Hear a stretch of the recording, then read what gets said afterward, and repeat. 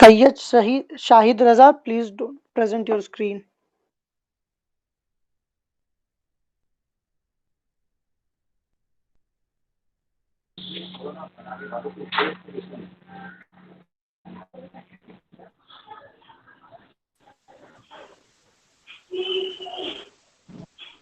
शहीद रजा अपना screen present करना बंद करें।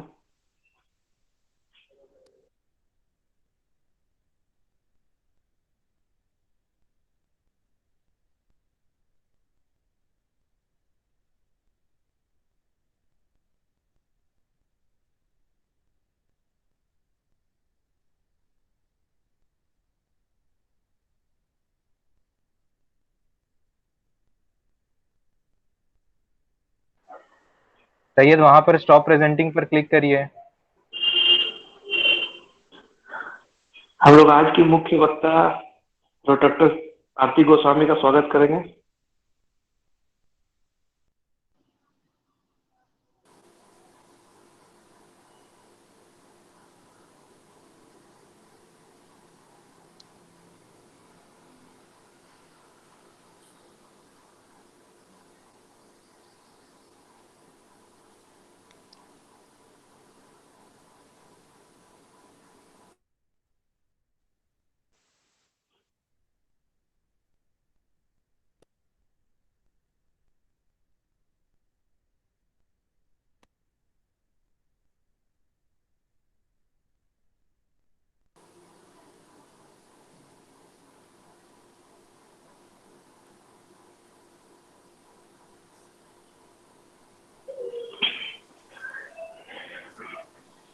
नमस्कार मेरे सभी प्रोटेक्ट साथियों, हमारे डिस्ट्रिक्ट के पहले ई पेड एंड डॉट्स में आप सभी का स्वागत है। आज हम सभी मिलके सेक्रेटरी का ट्रेनिंग सेशन करने जा रहे हैं, जिसमें हमें ज्वाइन किया है साथ में 30 की गोल्डन जुबली मंडलाध्यक्ष district Rohtak representative miss Aarti Goswami ने।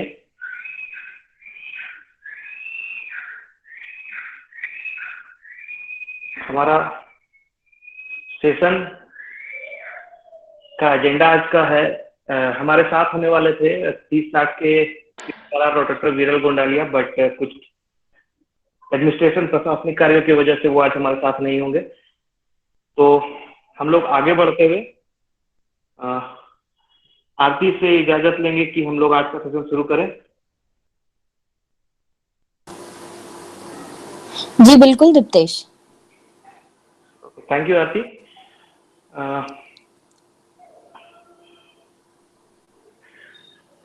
क्योंकि अगला सेशन आरती का ही है, so before going ahead I would like to introduce Aarti with a small introduction. Born on 17th October, an MBA graduate with specialization in HR and marketing from DY Patil Business School, Pune, PDRR Dr. Aarti Goswami is a charming lady with a rational mix of energy and leadership. Joined Rotaract in 2040 as a member of 40-year-old club, which is Rotaract Club of Chandapura of District 30. The very next year, he became the club secretary and being awarded as the most active Rotaractor in the year 1617. He led the club from front as the club president of Rotaract Club of Chandapura in the year to take a bigger responsibility. He went up to become the district Rotaract representative of RX 3030 during the Golden Jubilee year of Rotaract, which was 2020. And for her country, as the DRR made, she has been rewarded to serve again for the second consecutive year, which was 2019. During her tenure, DRR for the first RI district 30, the concept of DRR elect, DRR nominee, and nominee designate has been introduced. She was successful and appreciated in officially electing and pipelining 3 future leaders for her district. She was appointed as Special Aide to President of RSA MDIO for the year 2018-19, and as she supposed she is to be favorable for serving any role for 2 consecutive years. Yes, she proved it right once again. She was appointed once again as special aid to President of RSMBIO for the year 2019-20. A journey of an active protector cannot end without journeys to the other districts. No less, in traveling, she likes to travel and meet new people. She has attended various inter-district and multi-district events, to name a few. She has attended Rotarias held at Chandigarh, Pune, and Goa. Leaders meet leaders with RI President Barry Racine at Chennai. Paris summits and installation held at Ramnagar and Jagannath Puri. Rotary Zone Institutes of Mumbai and Vapi. Installation at Udaipur. All India Rotary Athletic meets at Mysore. Rotamoon and International Model United Nations at New Delhi. As a trainer for President-elect at Kolhapur and Belize is in. The most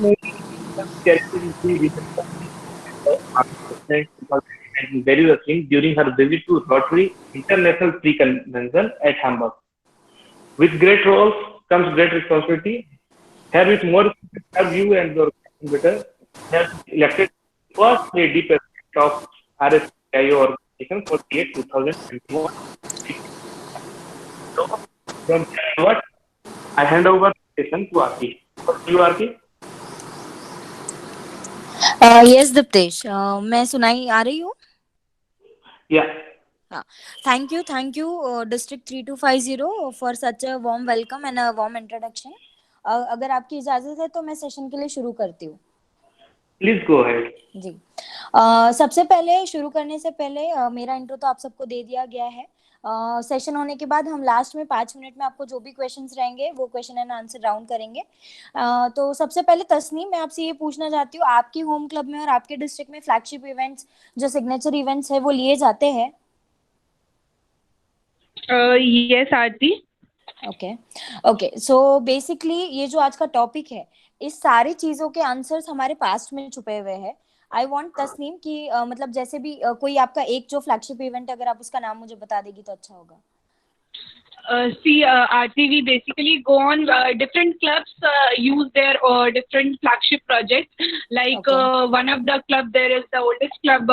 We have Chaibasa, which used to organize a quiz competition, a maths quiz competition, which covers the around 10 to 15 slum sectors, and the students will get some scholarships and the rewards as the sum of amount.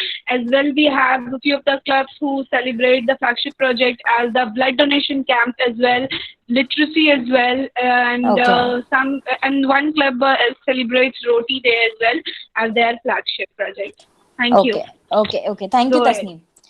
Anytime, Aarti. Yeah. So before heading, I would like to just कि मैंने ये इसीलिए पूछा क्योंकि आगे बढ़ने से पहले हमें किसी भी सिग्नेचर प्रोजेक्ट्स के लिए उसके पास्ट के बारे में जानना जरूरी है.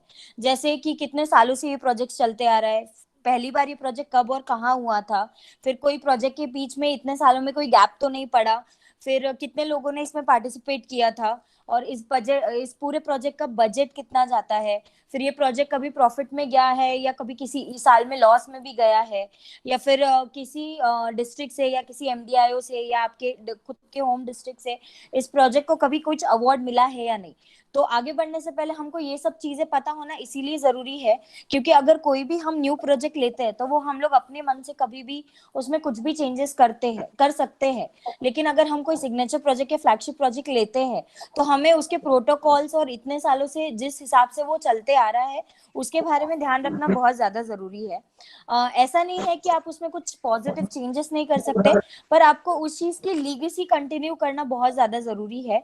अगर आप वो लीगेसी कंटिन्यू नहीं करेंगे तो वो फ्लैगशिप प्रोजेक्ट और सिग्नेचर प्रोजेक्ट का उतना इम्पैक्ट नहीं पड़ेगा जितना पड़ना चाहिए और जो इतने सालों से पढ़ते आ रहा है.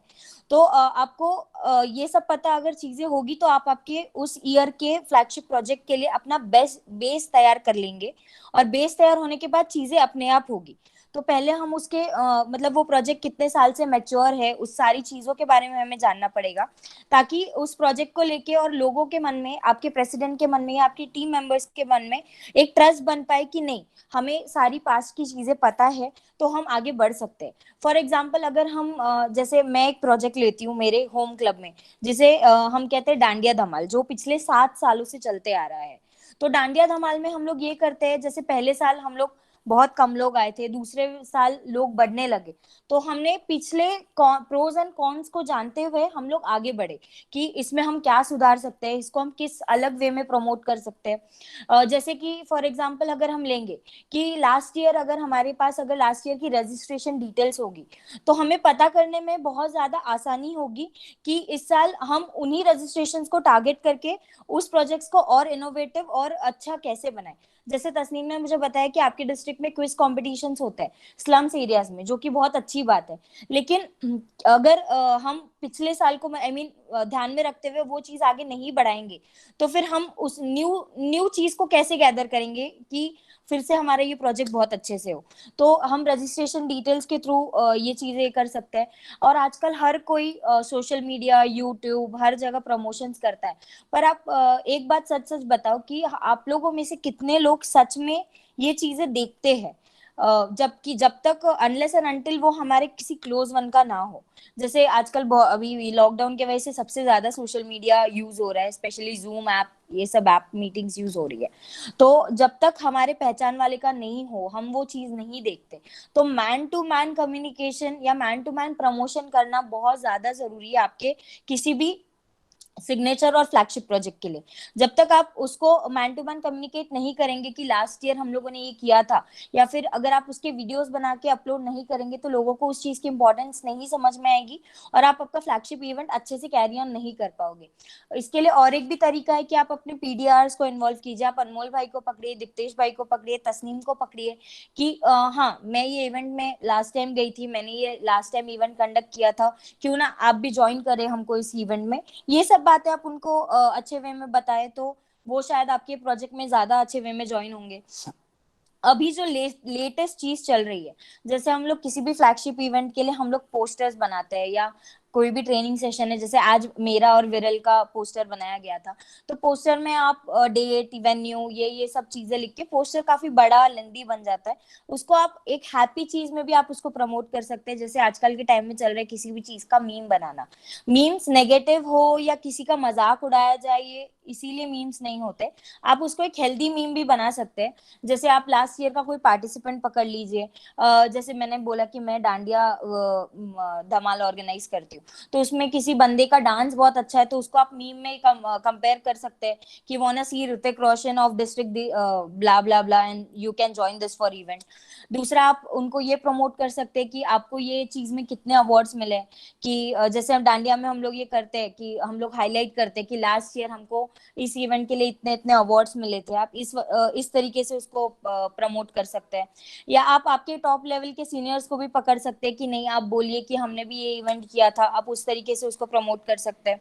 क्योंकि न्यू प्रोजेक्ट्स पे लोगों का ट्रस्ट बैठता है, पर धीरे धीरे बैठता है, पर फ्लैगशिप इवेंट से लोगों को बहुत ज्यादा उम्मीदें होती है कि किस वे में, सो उसके प्रोटोकॉल्स फॉलो करके ही उसको आगे बढ़ना चाहिए, ऐसा मेरा ख्याल है। एंड दूसरी बात, सोशल मीडिया पे कंटिन्यूअस हैमर कीजिए, बार बार उसको पब्लिक कीजिए कि नहीं इस डे पे ये इवेंट हो रहा है, कुछ उसकी इंपॉर्टेंस निकाल के उसको प्रमोट कीजिए, तो ये आपको ज्यादा हेल्प करेगा किसी भी फ्लैगशिप इवेंट में करने के लिए। और दूसरी बात, हाँ, मीम्स का जो मैंने बताया वो बहुत ज्यादा आई मीन इम्पोर्टेंट चीज है, क्योंकि आजकल लोग कुछ पढ़े ना पढ़े मीम्स जरूर पढ़ते हैं। तो आप उसका हेल्दी मीम बना के उसको ये कीजिए। हर किसी की आइडियोलॉजी डिफरेंट हो सकती है, हर किसी की सोच डिफरेंट हो सकती है, बट एट द एंड आप थोड़े बहुत चेंजेस करके भी आपका फ्लैगशिप इवेंट आगे बढ़ा सकते हो। जरूरी नहीं है कि आपको घिसी पिटी चीजें पास्ट से यूज करनी है, बट पास्ट के रेफरेंस के बिना आप फ्लैगशिप इवेंट नहीं कैरी ऑन कर सकते। जब तक उसके प्रोज और कॉन्स पता नहीं होंगे आप आगे नहीं बढ़ पाओगे। सो आप इसी वे में आगे बढ़ते जाइए और आपके फ्लैगशिप इवेंट को सबसे ज्यादा आई मीन किसी स्पॉन्सर उसको पकड़िए, उनको बताइए उसका इम्पोर्टेंस, कि हम इतने साल से ये इवेंट करते आ रहे हैं, आप भी इस अच्छे काम में ज्वाइन होना चाहते हो, नहीं होना चाहते हो, तो आप मार्केट में जाइए, ये उसकी प्रमोशन कीजिए, you will surely get benefited out of it. अगर आपको कुछ क्वेश्चंस होंगे तो आप मुझसे पूछ सकते हैं। So now we are open for question answer session. किन्हीं का भी क्वेश्चन है तो कृपया चैट पे भेजें जल्दी।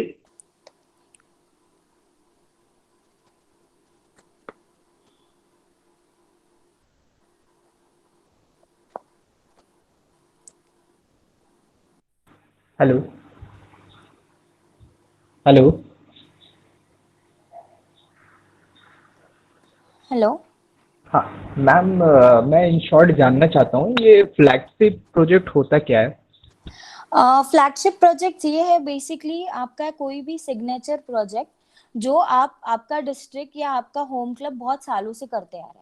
मतलब एक ही प्रोजेक्ट ऐसा होता है जो हर साल हर प्रेसिडेंट और सेक्रेटरी के टेन्योर में किया जाता है। जैसे मैंने बताया डांडिया धमाल, एक डांडिया धमाल जैसे अपने डिस्ट्रिक्ट में हम लोग बहुत सारे इनोवेटिव प्रोजेक्ट्स करते हैं, पर एक प्रोजेक्ट जो ऐसा होता है जो हम लोग हर साल करते हैं। जैसे आप महादान ले लीजिए, महादान जैसे अभी एक इनिशिएटिव है जो अभी हम लोग 3 साल से करते आ रहे हैं। वैसे कोई भी एक इम्पोर्टेंट प्रोजेक्ट जो आपका क्लब बहुत सालों से करते आ रहा है उसको फ्लैगशिप प्रोजेक्ट या सिग्नेचर प्रोजेक्ट बोलते हैं। मतलब वो आपके क्लब का एक इम्पोर्टेंट पार्ट दर्शाता है कि ये प्रोजेक्ट के नाम से इस क्लब को जाना जाता है बेसिकली। जैसे मेरे और एक होम क्लब में हम लोग और एक प्रोजेक्ट करते हैं कि हम एक मराठी नाटक ऑर्गेनाइज करते हैं हर साल।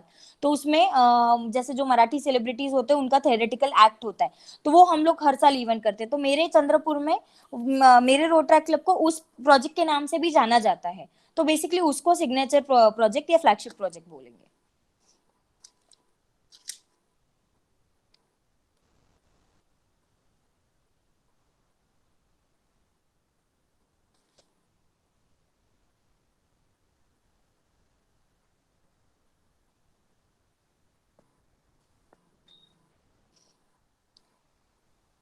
आपको आपके प्रेसिडेंट्स को कॉन्फिडेंस में लेना पड़ेगा कि देखिए हमने पास से ये सर्वे किया है कि इस प्रोजेक्ट में ये चेंज कर सकते हैं। नेगेटिविटीज को हटा के हम लोग अगर पॉजिटिव वे में उस प्रोजेक्ट को आगे प्रेजेंट करें तो वो ईयर टू ईयर और ग्रो होगा।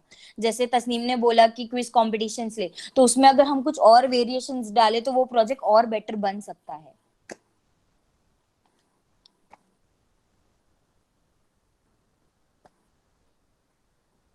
Any more question? Thank you. अभी नेक्स्ट क्वेश्चन है, how to initiate a flagship project? हाँ, how to initiate a flagship project. अगर आपके क्लब में या डिस्ट्रिक्ट में अभी तक कोई फ्लैगशिप प्रोजेक्ट इनिशिएट नहीं किया गया है तो आप आपके क्लब मेंबर्स, मतलब अभी सेक्रेटरीज की ट्रेनिंग है तो मैं क्लब लेवल पे बताऊंगी।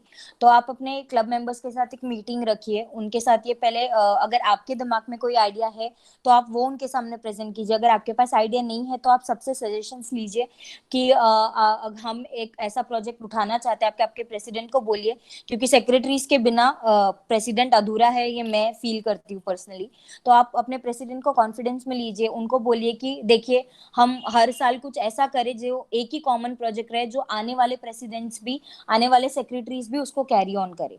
तो इनिशिएट करने के लिए ऐसी कोई स्पेशल तरीका नहीं है। आप आपकी क्लब मीटिंग लीजिए, उसमें सबके सामने रखिए कि जैसे आपको कोई एक प्रोजेक्ट बहुत इंपॉर्टेंट लगता है, जैसे आपने किसी स्कूल को अडॉप्ट किया हो तो आप उसी स्कूल में हर साल कोई ऐसा प्रोजेक्ट लीजिए जो उनके फेसेस पे स्माइल लाए। जैसे कोई बुक डोनेट कीजिए, तो हर साल वही एक बुक डोनेशन प्रोजेक्ट कंटिन्यू कीजिए आप आपके साइड से। मतलब साल में कोई प्रोजेक्ट हो ना हो, ये प्रोजेक्ट जरूर होके रहेगा। तो आप उस वे में उसको इनिशिएट कर सकते हैं।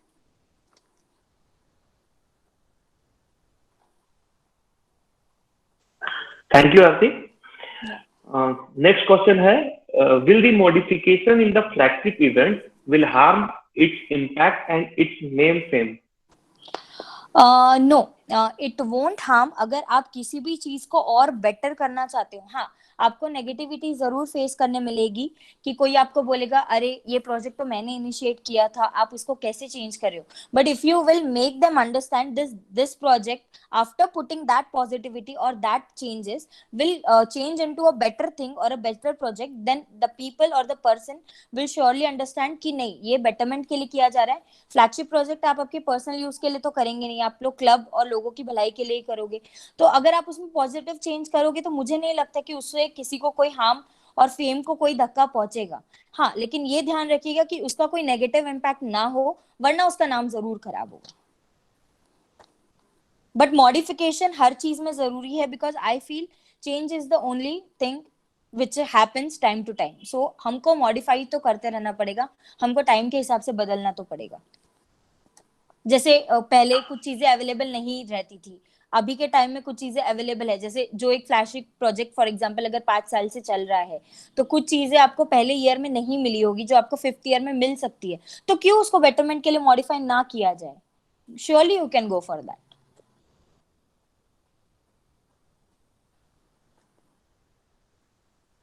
आपकी नेक्स्ट क्वेश्चन है, हाँ. what is the most important, sorry, how many years needed for any event to be a flagship event? अगर आप उसको बिना ब्रेक के अगर आप 3 साल भी कंटिन्यू करते हो तो it will be called as a flagship event, क्योंकि आप कंसेक्यूटिव 3 साल से उसको करते आ रहे हो. Okay. Next question. Flagship is very thing we need a strong fund. Share your idea how to increase the fund.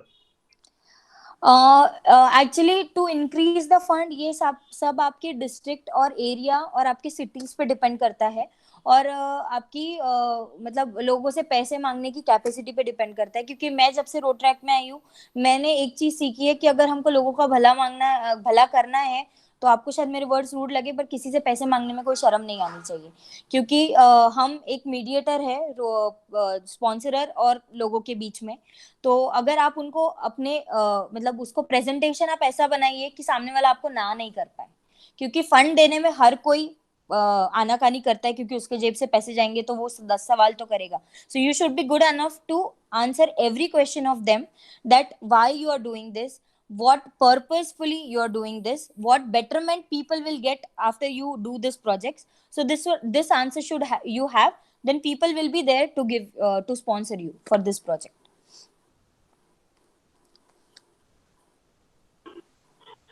Okay. Next question is, what is the most important role and responsibility of a new secretary? मैं secretaries का role तो president से ज्यादा होता है, क्योंकि secretary as a bridge act करता है क्लब मेंबर्स और प्रेसिडेंट के बीच में. अगर प्रेसिडेंट से किसी की कुछ नहीं जमती हो या कुछ नहीं हो, तो सेक्रेटरी ने हर चीज संभाल लेनी चाहिए अपने क्लब में.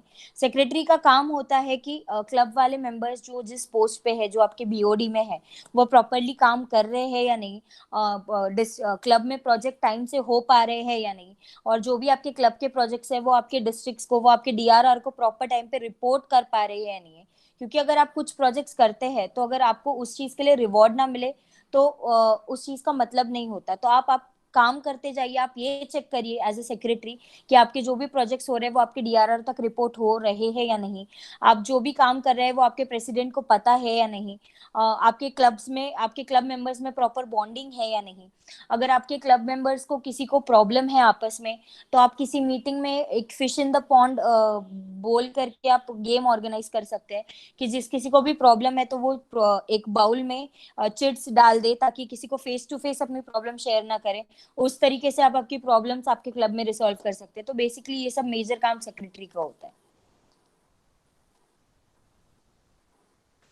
Thank you, Arti. Next question है, signature projects are like a chain. Don't you think the fluctuation in quality as it happens can affect the image of the project in public? For sure it will affect the image of the project in public, but अगर आपको किसी signature project को carry on करना है, तो अगर आप new project शुरू कर रहे, तो आप ऐसा प्रोजेक्ट शुरू कीजिए जो इजीली एक्सेसिबल हो और आपकी इमेज पे भी आई मीन प्रॉब्लम ना हो. पर हाँ, ये जरूर है कि अगर आप सिग्नेचर प्रोजेक्ट्स का चेन ब्रेक करोगे तो इमेज जरूर खराब होगा. लेकिन अगर आप उस प्रोजेक्ट को छोटे लेवल पे भी करोगे, जरूरी नहीं है कि आपका पास्ट प्रोजेक्ट्स जितने बड़े लेवल पे होते हैं वो प्रोजेक्ट आप उतने ही बड़े लेवल पे करो.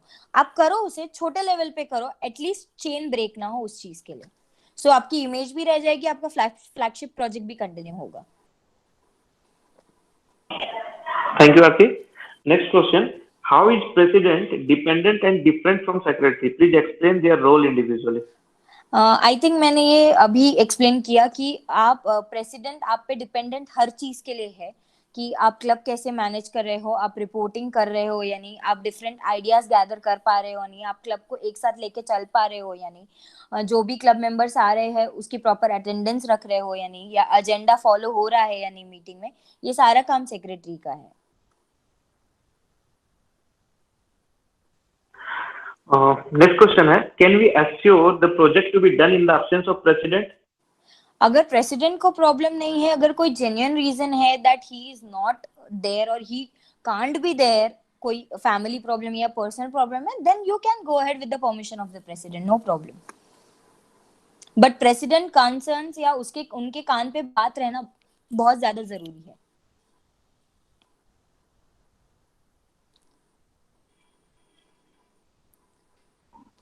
I think we are done with the questions. Okay.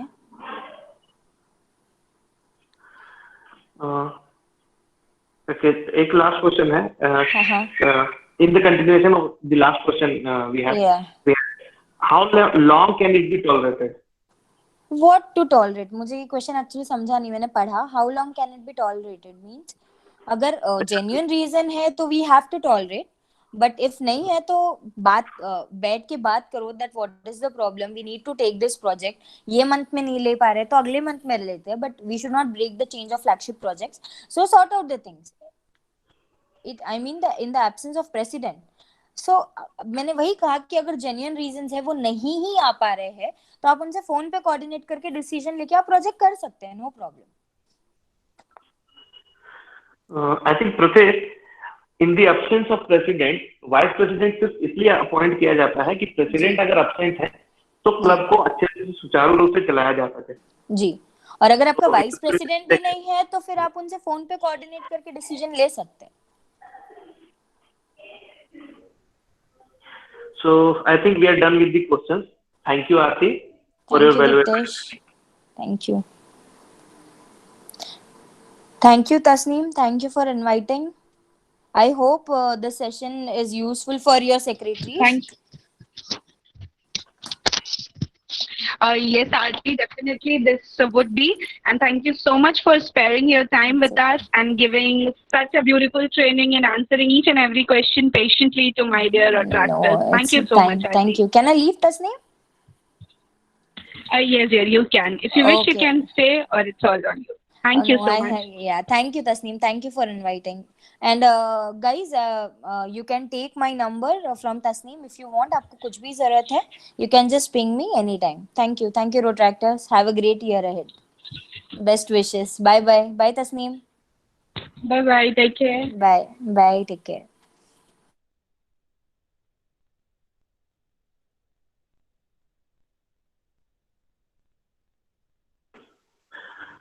So agenda के साथ अब आगे बढ़ते हुए हम लोग आगे बढ़ेंगे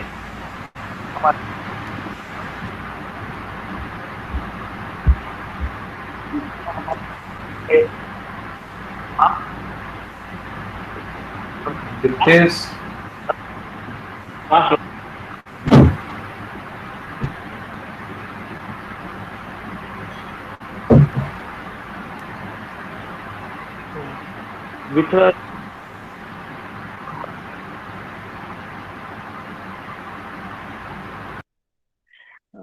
sorry, एक सेकेंड.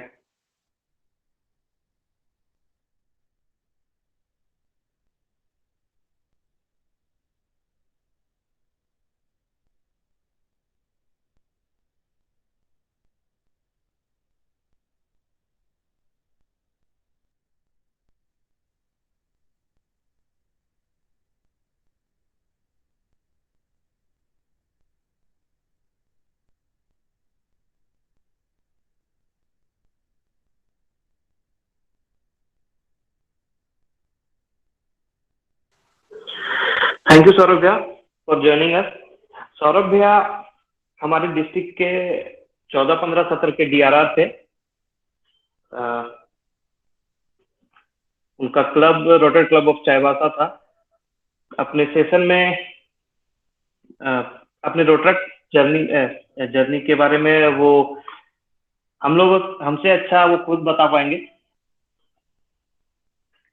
तो मैं हैंड ओवर करूंगा सेशन सौरभ भैया को. सौरभ भैया, over to you. Thank you Diptesh. Hello, thank you Diptesh. I think मेरा आज का सेशन रोटरी जर्नी के बारे में नहीं है, ये सेक्रेटरी इलेक्ट के लिए है ट्रेनिंग. एम आई राइट तस्नीम? दोनों. हेलो. Yes, audible भैया. Yes भैया. वेलकम सौरभ भैया. दोनों थोड़ा सा कंफ्यूजन है. तस्नीम हमको बता रही थी कि रोटरी जर्नी के बारे में कल है, आज सेक्रेटरी इलेक्ट का है। खैर एनीवेज Yes, भैया। आगे ठीक। Thank you Tasneem. गाइज मतलब बहुत दिन के बाद ऐसा हो रहा है कि आप लोगों से बात हो रहा है, और ये फर्स्ट टाइम है कि मतलब डिस्ट्रिक्ट इवेंट नहीं होकर हम लोग ई ट्रेनिंग ऑर्गेनाइज कर रहे हैं, तो अपने आप में ये एक नया एक्सपीरियंस है और समय के साथ हम लोग को इसका हैबिचुएटेड भी होना पड़ेगा। सबसे पहले आते हैं कि सेक्रेटरी का रोल्स और रिस्पॉन्सिबिलिटी क्या होता है। उस पे वो सारा काम जो प्रेसिडेंट को करना है या प्रेसिडेंट करता है, उसका प्रॉपर डॉक्यूमेंटेशन मेंटेन करना, ये सेक्रेटरी का काम है। उसका अपना होम क्लब का टोटल रिकॉर्ड्स उसके पास होना चाहिए। वो रिकॉर्ड्स फिनेंशियल भी हो सकता है, वो रिकॉर्ड एडमिनिस्ट्रेटिव भी हो सकता है, डॉक्यूमेंटेशन भी हो सकता है। Any kind of records secretary के पास हमेशा अवेलेबल होना चाहिए। अपने मेंबर्स का, हर मेंबर का नाम, एड्रेस, फोन नंबर, ये उसके पास हैंडी होना चाहिए कि ऐसा नहीं हो कि किसी मेंबर को फोन करना है तो सेक्रेटरी के पास नंबर नहीं है। मतलब ये सारा चीज सेक्रेटरी के साथ कम से कम नहीं होना चाहिए। और अगर हम लोग आगे बढ़े तो सेक्रेटरी का एक बहुत बड़ा काम होता है मंथली रिपोर्टिंग। आप लोग मतलब अक्सर ऐसा सोचते होंगे बीइंग ए सेक्रेटरी या बीइंग ए नॉर्मल प्रोटेक्टर कि हम प्रोजेक्ट तो कर रहे हैं ना, फिर रिपोर्टिंग का क्या दरकार है। प्रोजेक्ट तो हम कर ही रहे हैं, अपने टाउन में तो हम एक्टिव हैं, रिपोर्टिंग करना नहीं करना क्या मतलब है। हम लोग को नाम नहीं चाहिए, हम लोग को फेम नहीं चाहिए, रिपोर्टिंग हम लोग नहीं करेंगे। गैस ऐसा होता नहीं है। रोटरेक्ट क्लब एक इंटरनेशनल ऑर्गेनाइजेशन है, तो इसके साथ साथ अपना कुछ इसकी जिम्मेवारियां भी हैं। बहुत सारी चीजें होती हैं जो आप अपनी जगह में कर रहे हैं, वो किसी और जगह में नहीं पता है, तो आपके रिपोर्टिंग को कंपाइल करके और आगे बढ़ाया जाता है और आपके रिपोर्टिंग को और आगे करके बढ़ाया जाता है। और आने वाले समय में दूसरे डिस्ट्रिक्ट्स में भी जहां पॉसिबल हो उस प्रोजेक्ट को आगे कैरी ऑन किया जाता है। ऐसा भी होता है कि मतलब कोई प्रोजेक्ट किसी डिस्ट्रिक्ट में,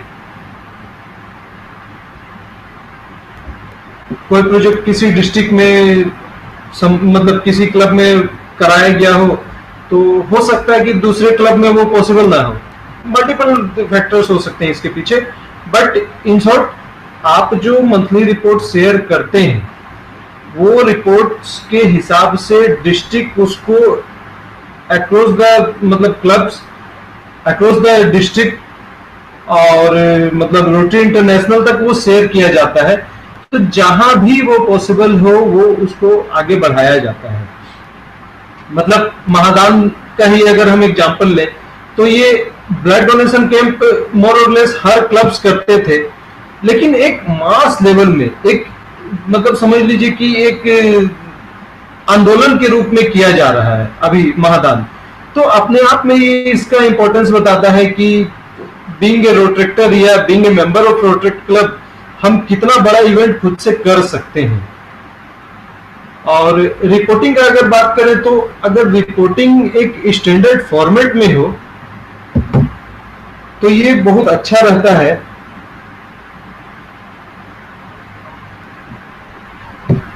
देखिए रिपोर्टिंग जब आप करें तो कुछ खास चीज का आपको ध्यान रखना चाहिए कि आप रिपोर्टिंग कैसे कर रहे हैं। अभी हम कुछ आपको दिखा रहे हैं।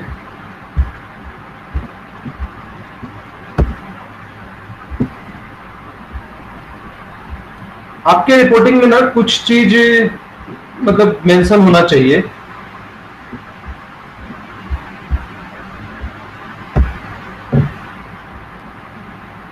जैसे आप जब रिपोर्टिंग कर रहे हैं तो नीचे में जो भी रिपोर्टिंग हो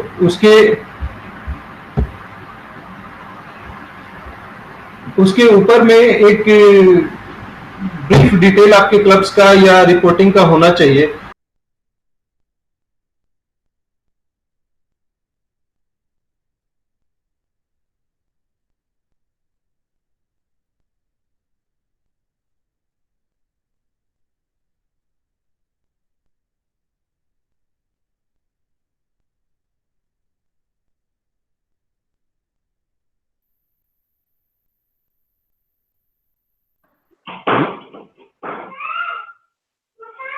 हेलो। आई थिंक लगता है उनका सिग्नल ब्रेक हो गया है, जिस वजह से वो मीटिंग छोड़ गए हैं। We are trying to reconnect him. Everyone please be patient and stay. He has reconnected, भैया।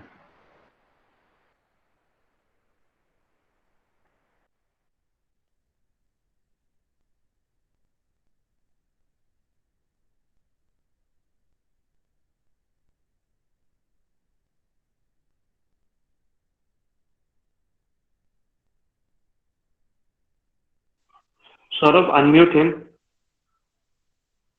He has himself to unmute. I have not.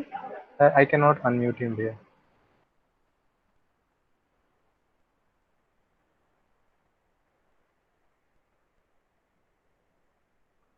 Again, we have lost the connection.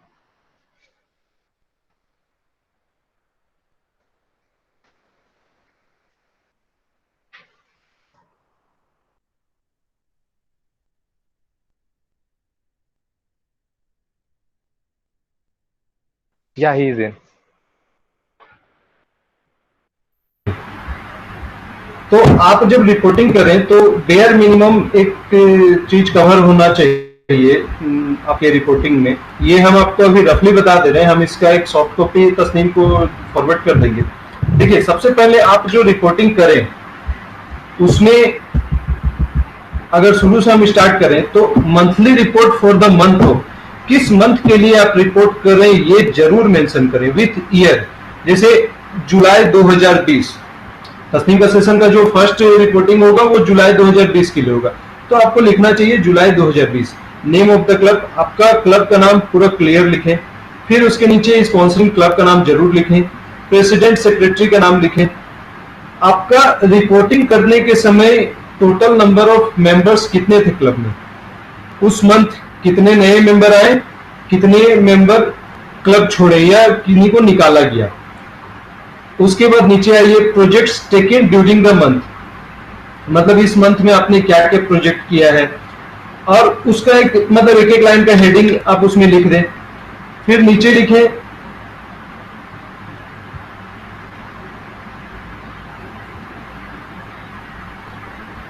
लिखें कि फ्यूचर लाइन ऑफ एक्शन, उसमें आप लिखें कि future line of action आपका क्या है। फ्यूचर लाइन ऑफ एक्शन अगर आप लिख रहे हैं तो इससे आपको यह सुविधा होगा कि आने वाले समय में आपको पता रहेगा कि हमको क्या प्रोजेक्ट करना है, क्या प्रोजेक्ट नहीं करना है।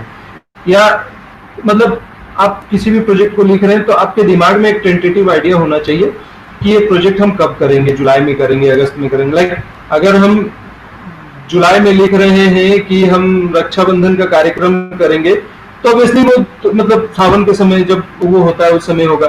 लेकिन अगर आप लिख रहे हैं कि क्विज कंपटीशन, तो अदरवाइज आपको ये बोलना मुश्किल है कि क्विज कंपटीशन आपका कब करेंगे। लेकिन फ्यूचर लाइन ऑफ एक्शन में आप लिख रहे हैं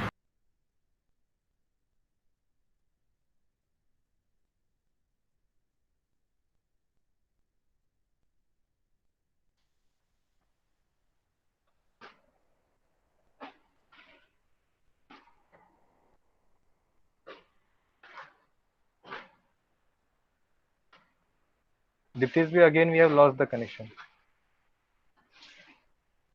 He's reconnecting.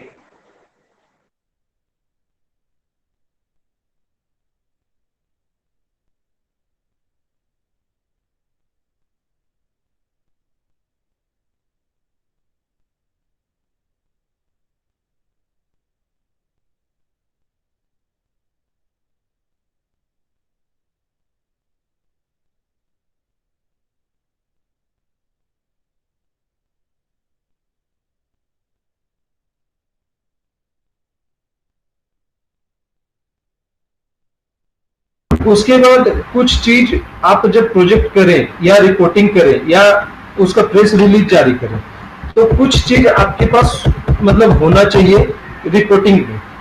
सबसे पहले आपका पॉइंट होना चाहिए कि प्रोजेक्ट क्या था, वेन मतलब कब था, वेन। फिर उसके बाद आप मेंशन करें व्हाट, कि क्या प्रोजेक्ट किया गया है, टारगेट ऑडियंस क्या था।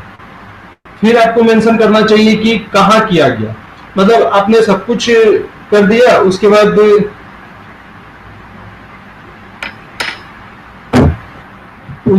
आप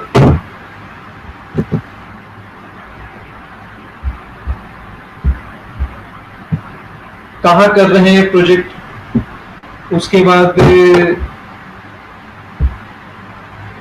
क्यों किया जा रहा है ये प्रोजेक्ट। जैसे आप कोई भी प्रोजेक्ट कर रहे हैं तो उसके पीछे एक मोटिव होना चाहिए कि आपका इसके पीछे क्या मोटिव है, टारगेट ऑडियंस क्या है, किसको टारगेट करके आप ये प्रोजेक्ट कर रहे हैं और कौन वहां प्रेजेंट है। ये मेंशन करना बहुत जरूरी है कि आपके XYZ कोई भी प्रोजेक्ट में कौन प्रेजेंट थे। ये सारा चीज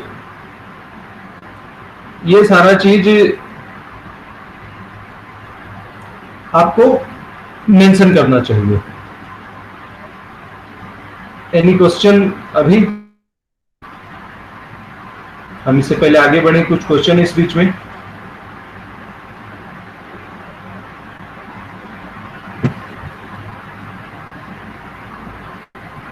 सौरभ भैया, हम लोग सेशन कंप्लीट कर लेंगे, फिर तब तक जो क्वेश्चन आएगा वो लास्ट में हम लोग क्वेश्चन आंसर करेंगे। अच्छा,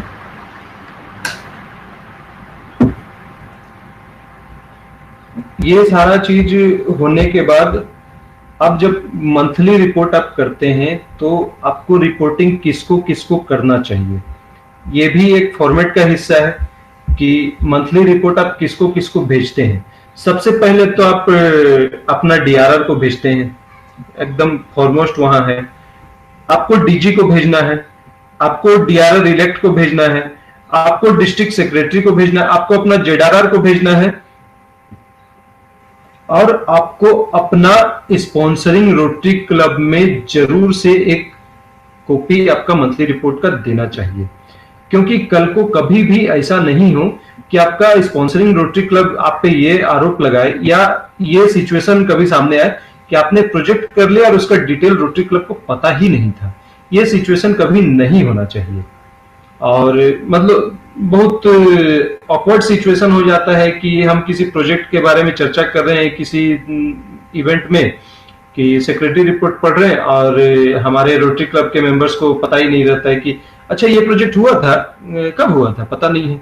तो ये सारा सिचुएशन नहीं हो, उसके लिए बहुत जरूरी है कि आप अपने रिपोर्टिंग का एक कॉपी अपने स्पॉन्सरिंग रोटरी क्लब को जरूर दें।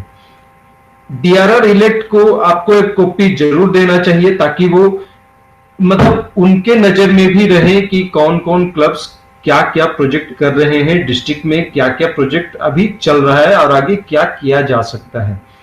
फर्दर एक और चीज होता है कि मतलब ये ट्रेनिंग मतलब प्रेसिडेंट का ट्रेनिंग का पार्ट है, फिर भी एक इंट्रोडक्टरी वे में हम यहाँ पर बताना चाहेंगे कि बहुत से नए क्लब्स को या पुराने क्लब्स को भी लगता है कि बजट का इशू है, हम प्रोजेक्ट्स कहाँ से करें।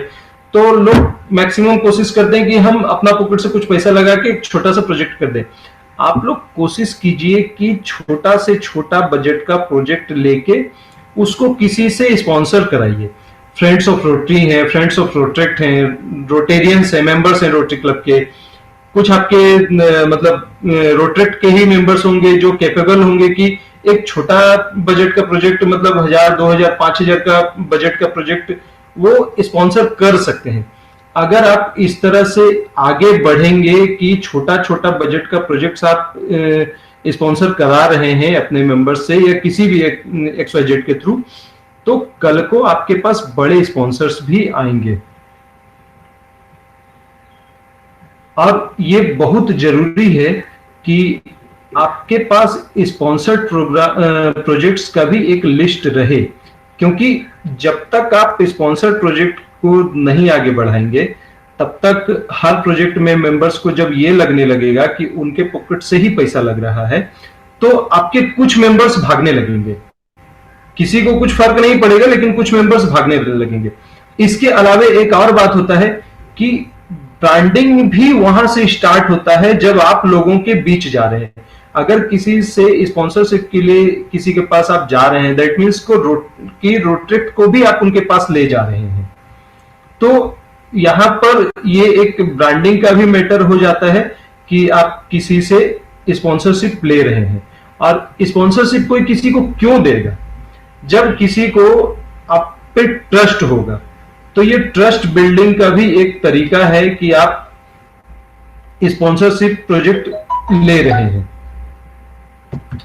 और इसके अलावा कुछ किसी को क्वेश्चन?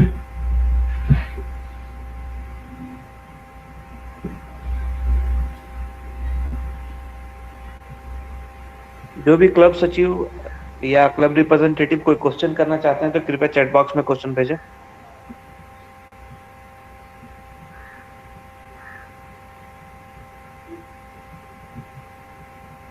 देखिए, ऐसे सेक्रेटरी का रिपोर्ट मतलब इनडायरेक्टली देखिएगा तो देखिए, स्पॉन्सरशिप का अगर कन्विंस करने का बात है तो आपको एक चीज समझना होगा कि आप कैसे प्रेजेंट कर रहे हैं। आपको अपना प्रोजेक्ट के बारे में खुद से पहले कन्विंस होना पड़ेगा कि आप कोई प्रोजेक्ट को करने जा रहे हैं तो आप इसको करना चाहते हैं, मतलब डेडिकेटेड होकर इसको करना चाहते हैं। बजट स्टार्टिंग में इतना बड़ा लेके किसी के पास मत जाइएगा कि वो सुनते ही ना कर दे। अगर सपोज करें कि आप एक क्विज कंपटीशन करा रहे हैं तो उसमें कुछ आप अवार्ड्स दे रहे हैं जो 1000-2000 का उसमें बजट आ रहा है, तो किसी के पास जो कैपेबल हो, अगर आप उनके पास जाए तो आप उनको बताएं कि रोटरी क्लब क्या है, हम क्या काम करते हैं, हम क्यों काम कर रहे हैं, हमारे काम करने से क्या बदलाव आ रहा है सोसाइटी में। ये सारा चीज आप उनको बताएं, पहले अपने बारे में बताएं, फिर क्या प्रोजेक्ट आप उनके पास लेके आए उसके बारे में बताएं, फिर उनके पास ये प्रपोजल रखें कि ये एक प्रोजेक्ट हम करना चाह रहे हैं, हम चाहते हैं कि क्लब चाहती है कि इसको आप स्पॉन्सर कर दें।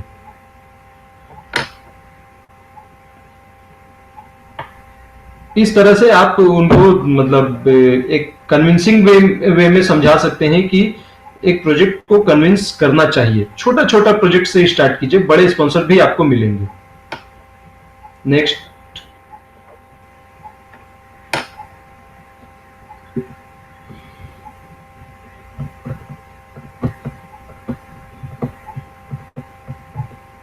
देखिए, एक चीज और समझिए कि अगर आप कल को प्रेसिडेंट बनने का सोच रहे हैं या इच्छा रखते हैं तो एज ए सेक्रेटरी आप जितना कैपेबल होके उभरेंगे, जितना सक्सेसफुल होके उभरेंगे, उतना ही अच्छा प्रेसिडेंट बनेंगे। क्योंकि प्रेसिडेंट बनने के लिए ये बहुत ज्यादा जरूरी है कि क्लब से रिलेटेड हर चीज आपको जानकारी होना चाहिए। आपको पता होना चाहिए कि मंथली रिपोर्टिंग क्या होता है, आपको पता होना चाहिए कि डीआरआर से क्या टर्म्स आपको रखना है, कहां पर कैसे काम करना है, आपके स्पॉन्सर्स कौन है, मीडिया पार्टनर्स कौन है, ये सारा चीज आपको पता होना चाहिए और बढ़िया से पता होना चाहिए। और मतलब एज ए सेक्रेटरी आप इसके बारे में जितना अच्छा से समझ सकते हैं, शायद दूसरा कोई तरीका नहीं हो सकता इसको समझने के लिए। देखिए, मिनट्स रिपोर्टिंग का बेनिफिट यही है कि आप जो रिपोर्टिंग करते हैं, फर्स्ट ऑफ ऑल कि वो मतलब डिस्ट्रिक्ट में आपका प्रोजेक्ट्स को लेके जाता है कि आपके क्लब एक्टिव हैं, आप अपने जगह में एक्टिव हैं, आप काम कर रहे हैं सोसाइटी के बीच में रह के। दूसरा चीज, आपके प्रोजेक्ट्स से इंस्पिरेशन लेकर उसको शेयर भी किया जाता है क्लब्स के बीच में कि आप मतलब ये प्रोजेक्ट आप यहां पर कर रहे हैं तो इसको कहीं और भी किया जा सकता है।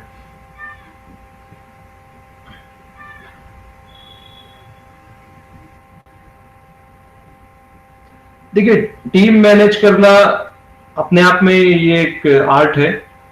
आपको सबके साथ एक बैलेंस बना के चलना होगा। आपको ये समझना होगा कि हर मेंबर हर काम नहीं कर सकता है, लेकिन हर मेंबर कोई ना कोई काम जरूर कर सकता है। आपका हर मेंबर में वो एक पोटेंशियल है जो किसी खास काम को बहुत अच्छे तरीके से कर सकता है, आप उसको यूटिलाइज कीजिए। Sorry, this question.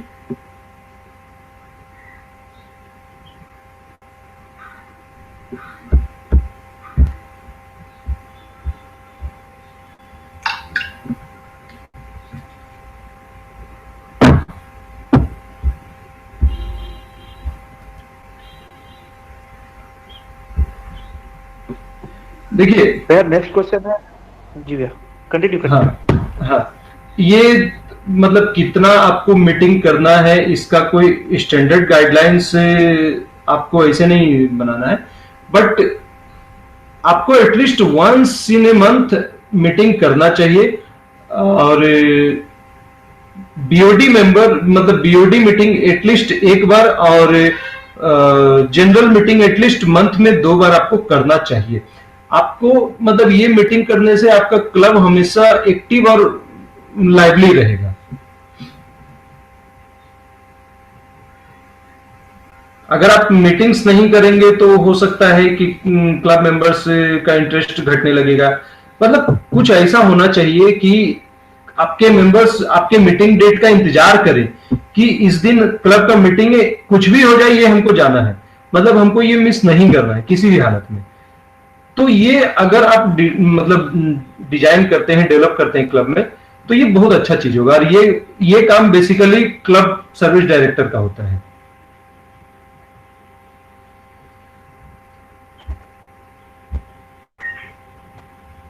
देखिए यहां पर प्रमोशन लाइक कुछ होता नहीं है।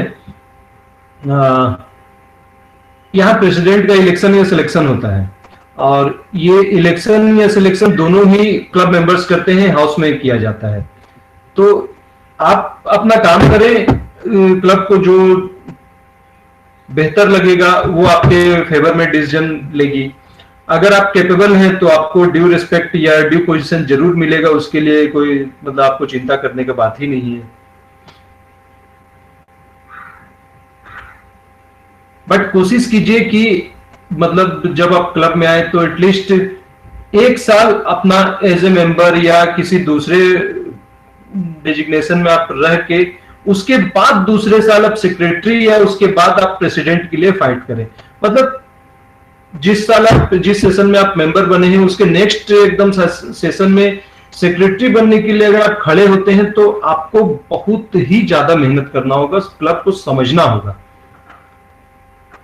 ऐसा कुछ इम्पॉसिबल का चीज नहीं है कि आप नहीं कर सकते हैं, बट उसके लिए आपको समझना होगा, थोड़ा ज्यादा टाइम देना होगा।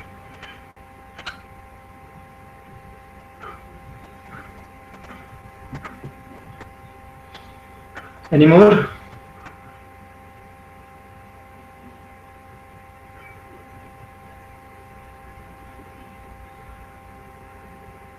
Ditesh?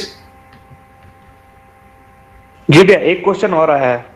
Mm-hmm. My club is new and its region is limited within university. So each member is a student. Please give some tips to encourage students to join our club. देखिए पहले तो आप अपने जो सेशन आपका जो सेशन है उसके बीच में आप छोटा छोटा प्रोजेक्ट्स लेके जाइए, लाइक ड्राइंग कंपटीशन लेके चले जाइए और क्विज कंपटीशन लेके चले जाइए। किसी मतलब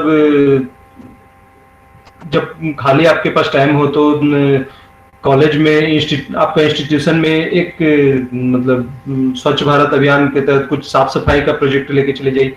आपको पहले अपना एक्शन से लोगों को इंस्पायर करना होगा कि आप you people are there for a change, मतलब आप कुछ अलग कुछ नया वहां पर कर रहे हैं। आप एक नॉर्मल एक जनरल स्टूडेंट होने के बजाय उसके अलावे भी आप सोसाइटी के लिए कुछ कर रहे हैं। आप लोगों को इंस्पायर करें, उसके बाद आप अपने मतलब डीआरआर या सीनियर रोटेटर से डिस्ट्रिक्ट ऑफिसर्स के साथ किसी दिन अपने कॉलेज में अपने इंस्टीट्यूशन में एक ओरिएंटेशन प्रोग्राम रख सकते हैं।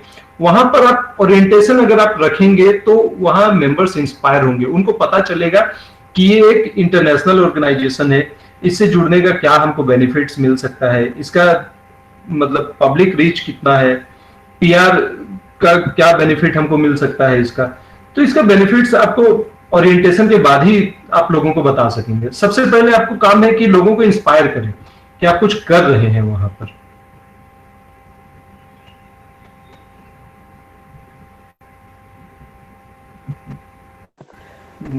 Is this okay with what is Sergeant at Arms work in the club? What is the responsibility of the post Sergeant at Arms?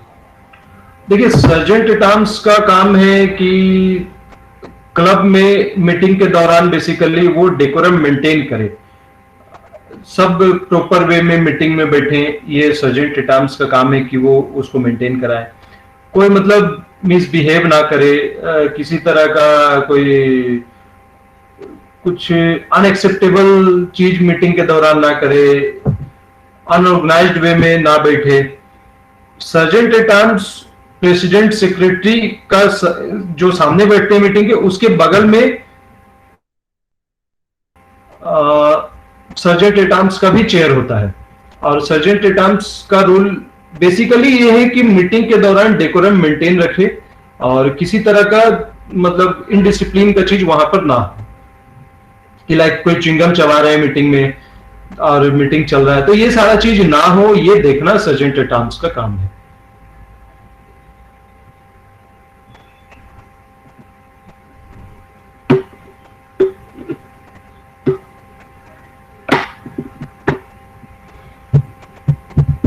The next question है responsibilities of the board member. How many board members should be there in a club? देखिए, board member का ऐसा कुछ मतलब आप responsibility का बात में नहीं आ सकते हैं। आपको सबसे पहले समझना होगा कि बोर्ड मेंबर्स क्या है। जो बोर्ड ऑफ डायरेक्टर्स हैं वो बोर्ड मेंबर्स होते हैं, जैसे आपका प्रेसिडेंट, आपका सेक्रेटरी, आपका वाइस प्रेसिडेंट, आपका आईपीपी। ये बेसिकली 4 लोग होते हैं जो आपका बोर्ड मेंबर्स में आते हैं।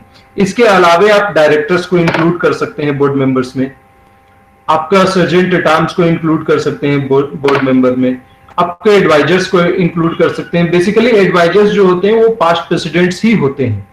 तो मेनली आपके प्रेसिडेंट, सेक्रेटरी, वाइस प्रेसिडेंट और आईपीपी, ये बेयर मिनिमम ये 4 लोग होने चाहिए आपके बोर्ड मेंबर में।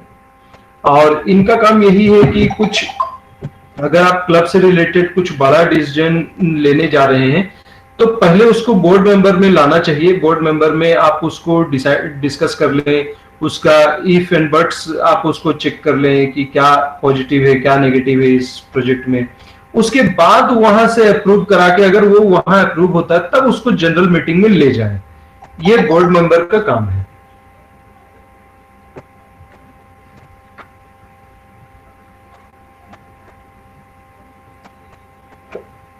Sorry. Next question है what should be the responsibilities of all road tractors after post lockdown period? देखिए, पोस्ट लॉकडाउन पीरियड का रिस्पॉन्सिबिलिटी के बारे में बात करना अभी टू अर्ली टू से होगा, क्योंकि हम लोगों को समझना होगा कि ये सोशल डिस्टेंसिंग का नॉर्म्स कितना मतलब कितना दिन तक ये चलेगा ये अभी तक किसी को नहीं पता है।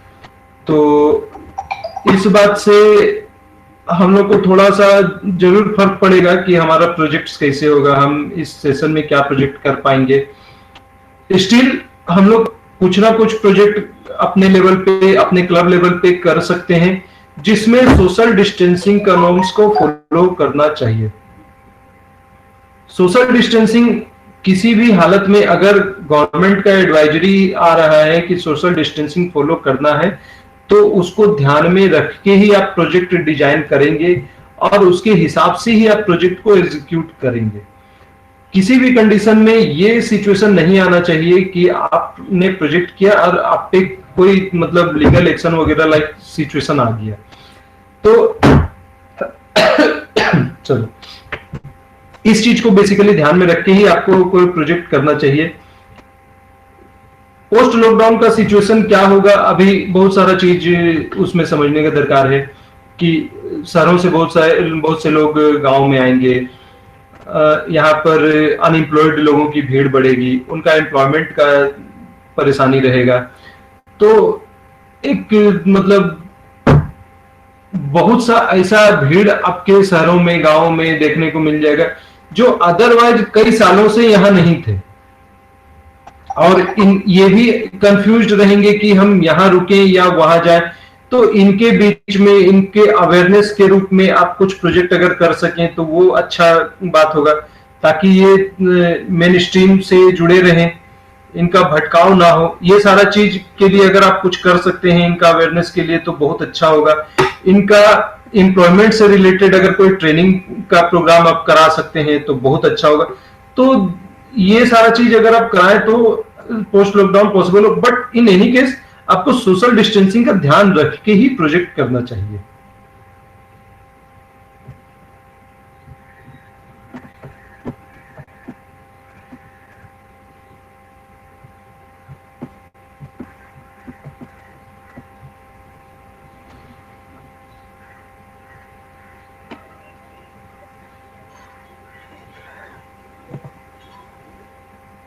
आई थिंक ये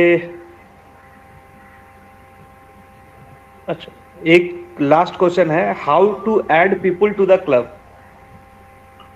देखिए मतलब यहाँ भी वही बात आता है कि आप पहले लोगों को इंस्पायर करें कि आप मतलब you people are there for a change.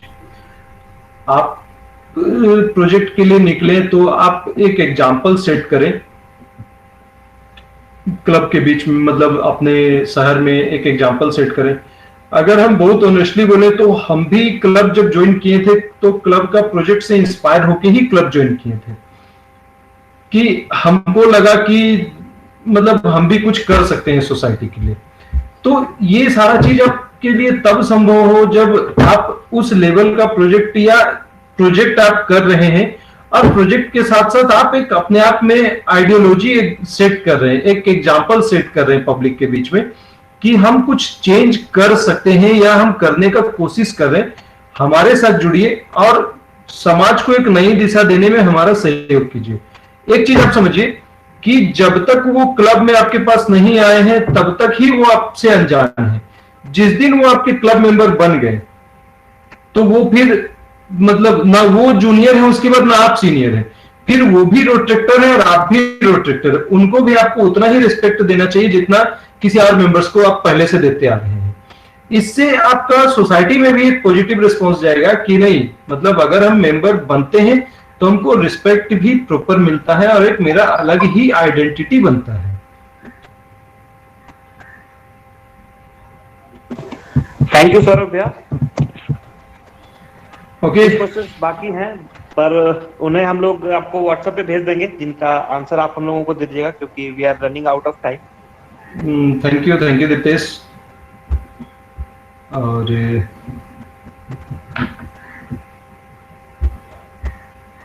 तो सौरभ भैया, thank you for joining us into this session. Okay, may I leave Ditesh now? Yeah, you can please. Okay, thank you Ditesh, thank you for inviting, thank you Tasneem. Thank you so much, Bhaiya, for coming. Thank you. आगे बढ़ते हुए अब मैं हमारे DRS elect reporting doctor Shivam Ashish से आग्रह करूंगा कि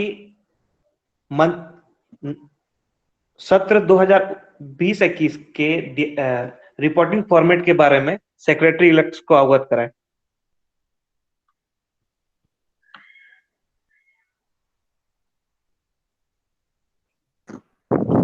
थैंक यू दीप्तेश भैया।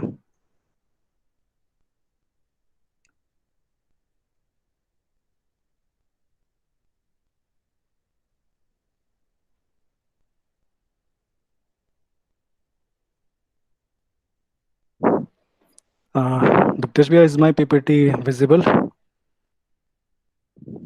Yes. Okay.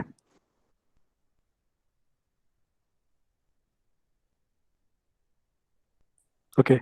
I hope सारे सेक्रेटरी इलेक्ट्स जो हैं फॉर द सेशन 2020-21 इस मीटिंग में मौजूद होंगे।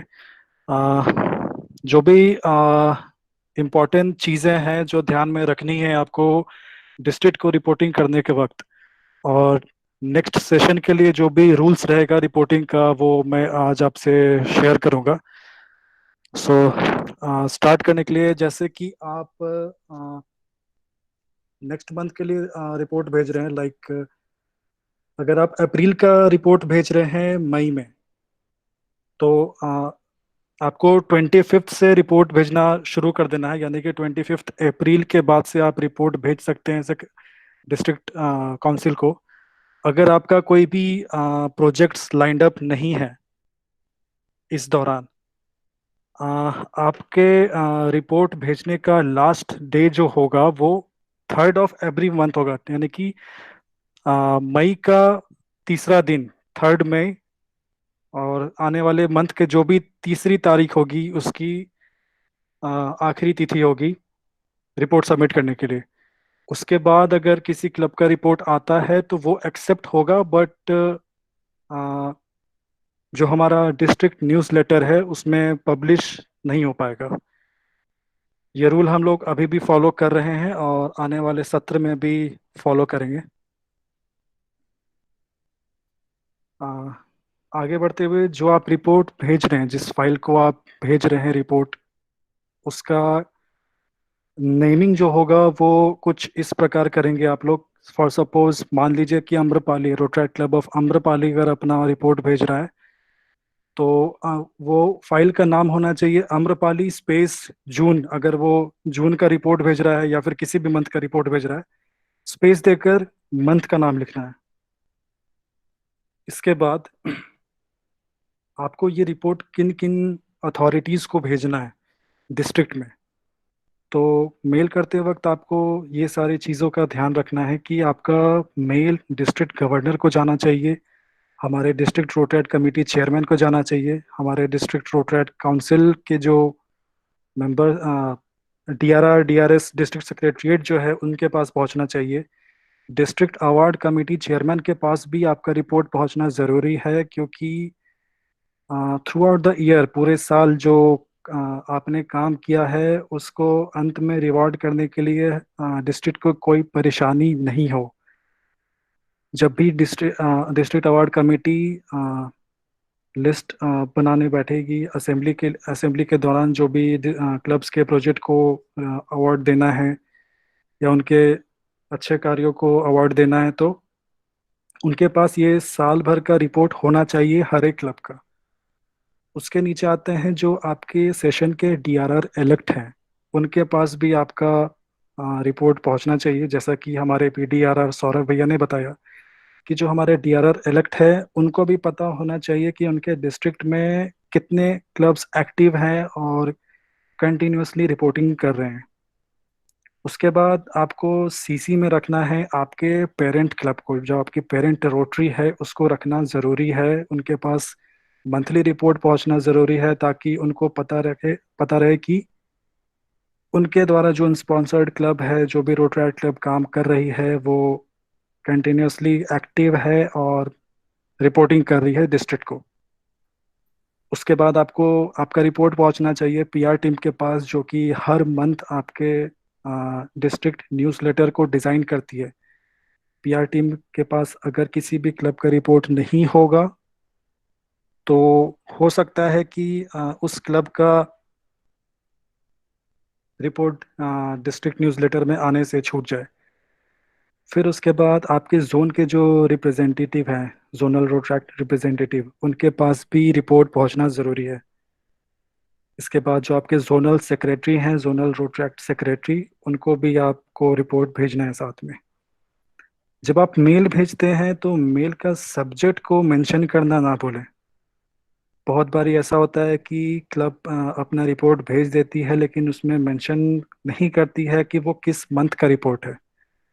तो ऐसे में डिस्ट्रिक्ट को ये डिसाइड करने में बहुत दिक्कत होती है कि जो रिपोर्ट आया है वो जेन्युइन है कि नहीं, क्या सही में इस क्लब ने रिपोर्ट किया है, तो जो प्रोजेक्ट उन्होंने किया है उसका सही रिपोर्टिंग कर रहे हैं या नहीं। इसके लिए ज़रूरी है कि आप सब्जेक्ट में मेंशन करें कि वो किस मंथ का रिपोर्ट है। जैसे कि अगर आपका अगर कोई मान लीजिए किसी क्लब ने भेजा, फॉर एग्जांपल मैं रांची सिटी की बात करता हूँ, तो rotary club of Ranchi city अगर रिपोर्ट भेजेगा तो वो सब्जेक्ट में लिखेगा monthly club report of Ranchi city. किस मंथ का है? जून का है। तो आगे बढ़ते हैं फिर। अभी मैं रिपोर्ट के फॉर्मेट में एक्सप्लेन करूंगा। दीप्तेश भैया क्लब फॉर्मेट शो कर रहा है क्या? नहीं। Okay wait. Okay.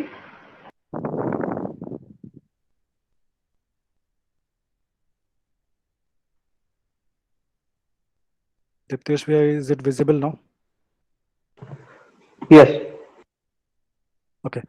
तो जो भी क्लब सेक्रेटरी हैं हमारे, उनके पास सेशंस शुरू होने से पहले ये रिपोर्ट डिस्ट्रिक्ट के द्वारा पहुंच जाएगा, और इसी फॉर्मेट में आपको रिपोर्ट भेजना है अपना डिस्ट्रिक्ट को।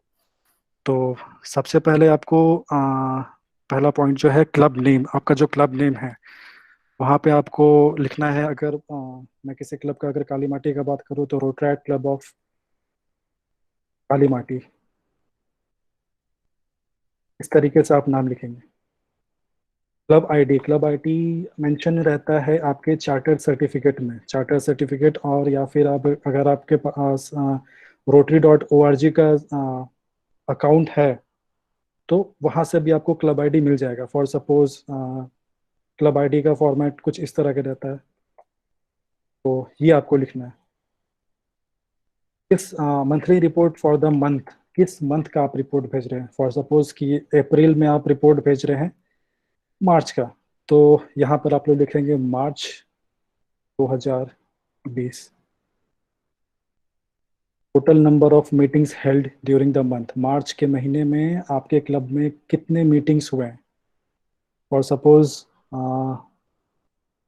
अगर आपने 5 मीटिंग किया है तो 5 लिखेंगे, या 2 मीटिंग किया है तो 2 लिखेंगे। अब सबसे ज़रूरी बात, मेंबर्स के बारे में आपको डिटेल देना है। कितने मेंबर्स अभी आपके क्लब में प्रेजेंट है। ये बहुत ही इम्पोर्टेंट चीज़ होता है, क्योंकि डिस्ट्रिक्ट इस रिपोर्ट को ही आगे फॉरवर्ड करती है, चाहे वो RSMDIA हो, चाहे वो रोटरी इंटरनेशनल हो। तो total number of members in the previous month, let's suppose कि आपने मार्च के महीने में फरवरी का रिपोर्ट भेज दिया था, तो उस फरवरी का रिपोर्ट में आपने टोटल नंबर ऑफ मेंबर्स लिखा होगा। फॉर सपोज मान लीजिए कि फरवरी के महीने में आपके पास मेंबर थे 20, और मार्च में आपने 2 मेंबर ऐड किए, कुछ 2 नए रोट्रैक्टर को आपने जोड़ा अपने क्लब के साथ, तो member gain in the month तो वो 2 हो जाएगा। Member loss in the month, मान लीजिए किसी कारणवश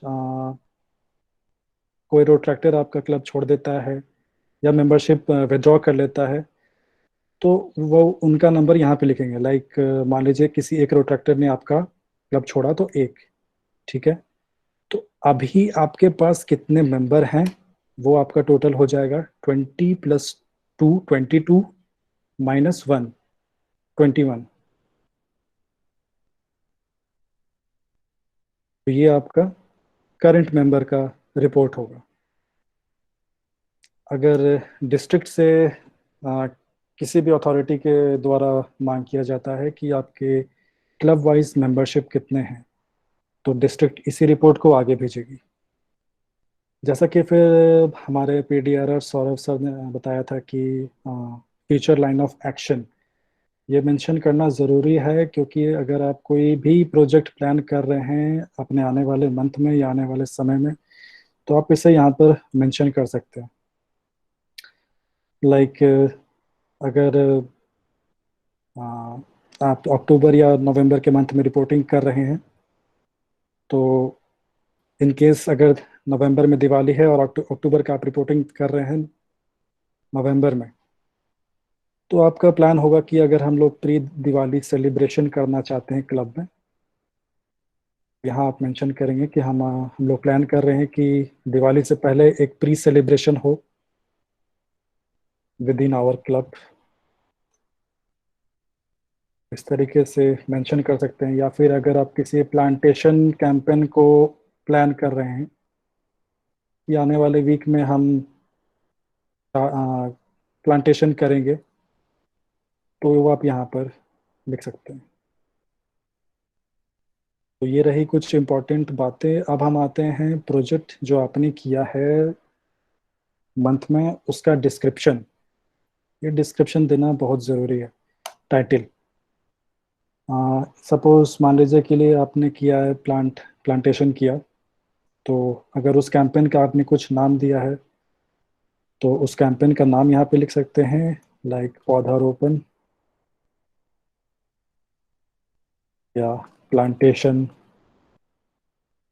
राइट। टाइटल लिखना है आपको यहाँ पर, किस डेट में वो प्रोजेक्ट किया गया। सपोज मान लीजिए 20 मार्च को मैंने प्रोजेक्ट किया था 2020 में, तो ये डेट आ जाएगा। कैटेगरी, बहुत सारे रिपोर्ट्स में कैटेगरीज मेंशन नहीं होते हैं कि ये जो प्रोजेक्ट है आपका वो किस कैटेगरी में आता है, तो ये मेंशन करना बहुत ज़रूरी है। तो कैटेगरीज के लिए मैं आपको कुछ डिटेल्स में बताऊंगा इसके कंप्लीशन के बाद। तो डिटेल्स में आपको क्या लिखना है कि 4-5 लाइन में, उससे ज़्यादा नहीं, 4-5 लाइन में आपको ये डिस्क्राइब करना है कि आपने कितने प्लांट्स लगाए। फॉर सपोज आपने 100 प्लांट लगाया, 100 प्लांट लगाया, कौन कौन प्रेजेंट थे, प्रेसिडेंट, सेक्रेटरी, अगर कोई चीफ गेस्ट है उनका नाम, ये सब मेंशन करें। और डेट के साथ क्या ऑब्जेक्टिव था प्रोजेक्ट का, ये भी मेंशन करें। सिर्फ 4 से 5 लाइन में और उससे ज़्यादा नहीं। और इसके साथ जो आपको पिक्चर अटैच करना है जो भी आपने प्रोजेक्ट किया है, तो उसका भी एक प्रोसेस है, एक रूल है जो मैं अभी बताऊंगा आपको। इसके बाद जब प्रोजेक्ट जहाँ पर एंड हो जाए, आपको यहाँ पर सेक्रेटरी का डिक्लेरेशन लिखना होता है, जो सेक्रेटरी ये रिपोर्ट भेज रहा है एंड में, ये मौजूद रहेगा पहले से फॉर्मेट में। सेक्रेटरी को क्या करना है, यहाँ पर बस अपना नाम लिख देना है, like protractor XYZ, secretary of जो भी क्लब का रिपोर्ट होगा वो उसका सेक्रेटरी होगा। ये डिक्लेरेशन ताकि कल को अगर कुछ फॉल्स इंफॉर्मेशन रहता है तो secretary will be liable to answer. Secretary जवाबदेह होगा कि उसने रिपोर्ट भेजा था, तो साथ में डिक्लेरेशन भी लिखा था कि जो भी रिपोर्ट में मेंशन्ड है वो कुछ भी गलत नहीं है, कोई भी फॉल्स इंफॉर्मेशन नहीं है।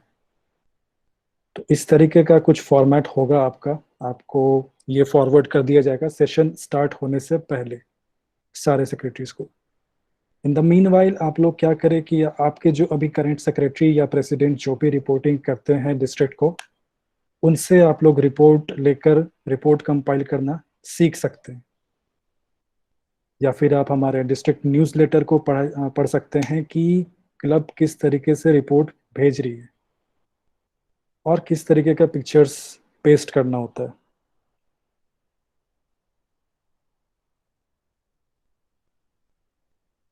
तो कुछ कुछ रूल्स है, अब वो मैं आपको बता देता हूँ। ये फॉर्मेट में आपको बाद में फॉरवर्ड कर दूंगा।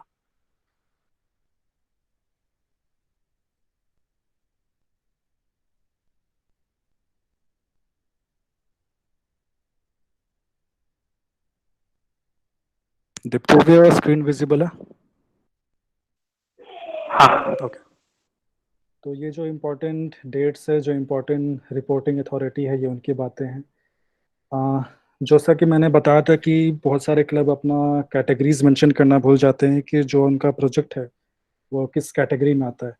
तो हमारे पास 4 कैटेगरी हैं सर्विसेज, जो कि जनरली एवेन्यूज ऑफ सर्विसेज होते हैं रोटरी के।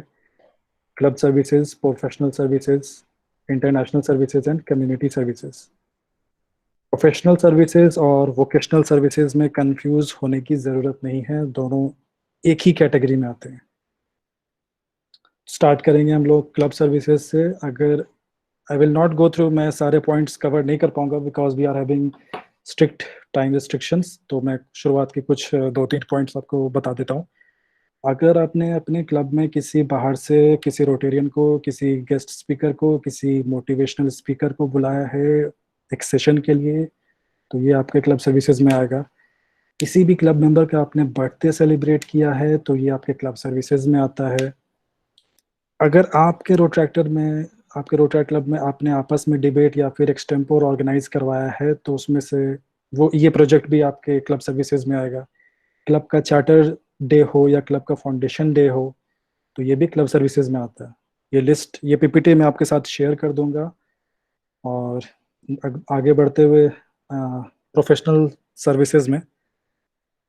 सर्विसेज जैसे कि अगर आपने कभी ग्रुप में प्लान किया कि आपको किसी कंपनी में जाना है, इंडस्ट्री में जाना है, किसी बिजनेस के बारे में जानना है, वहाँ पर विजिट किया, या किसी नॉलेजेबल प्लेस के बारे में आप लोग जानने के लिए गए म्यूजियम में या फिर कहीं भी, तो ये प्रोफेशनल सर्विसेज में कवर होगा।